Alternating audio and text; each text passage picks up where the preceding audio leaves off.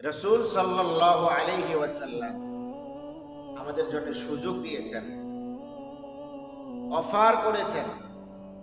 যারা রমাজানের 30টি রোজা পরিপূর্ণ করেছি, যাদেরকে আল্লাহ তাআলা তৌফিক দিয়েছেন, কবুল করেছেন, আমরা যারা পুরা মাস জুড়ে রোজা রেখেছি, রাসূল সাল্লাল্লাহু আলাইহি ওয়াসাল্লাম আমাদেরকে সারা বছর, পুরা বছর নফল রোজার সওয়াব পাওয়ার একটা সুযোগ আমাদেরকে দিয়েছেন। রাসূল বলেন, মান সামা রমাজান সুম্মা আতবাআহু সিত্তাম মিন শাওয়াল কানা কাসিয়ামিদ দাহরি কুল্লি। রাসূল বলেন, কোন রোজাদার যদি পবিত্র মাসের, রমাজান মাসের পুরা রোজাগুলো পরিপূর্ণ করে, হক আদায় করে পরিপূর্ণ করে, তার সাথে সাথে যদি শাওয়ালের 6টি রোজা রাখে, তো আল্লাহ রাব্বুল আলামিন তাকে পুরা বছর নফল রোজা রাখার সওয়াব দান করবেন। শর্ত হলো রমাজানের 30টি রোজা পুরা রাখতে হবে, তারপর সাথে হলো নফল।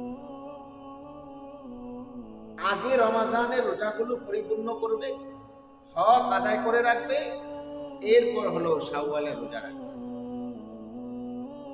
এই দুইটা শর্তে আগে হক আদায় করবে, আগে পুরা মাসের রোজা পরিপূর্ণ করবে, তারপর যদি শাওয়ালের 6 রোজা রাখে, তো আল্লাহ রাব্বুল আলামিন আমাদেরকে পুরা বছর, সারা বছর নফল রোজা রাখার সওয়াব দান করবেন।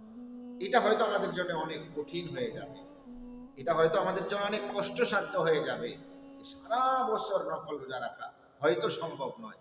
এর মাঝখানে কিছু হারাম দিন আছে, ঈদ উল ফিতরের দিন রোজা রাখা যায় না, ঈদ উল আজহার দিন রোজা রাখা যায় না, ইত্যাদি আরো কিছু দিন আছে যেগুলোর মধ্যে রোজা রাখা যায় না।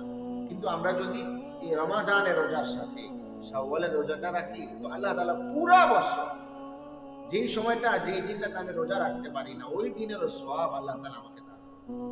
এই জন্য আমরা সকলেই নিয়ত করি, হিম্মত করি, আজকে থেকে এখানে ওয়াদাবদ্ধ হই যে আমরা যাদেরকে আল্লাহ তাআলা তৌফিক দিয়েছেন, আমরা পুরা রমাজানের রোজা পরিপূর্ণ করেছি, আমরা শাওয়ালের 6টি রোজা রাখি।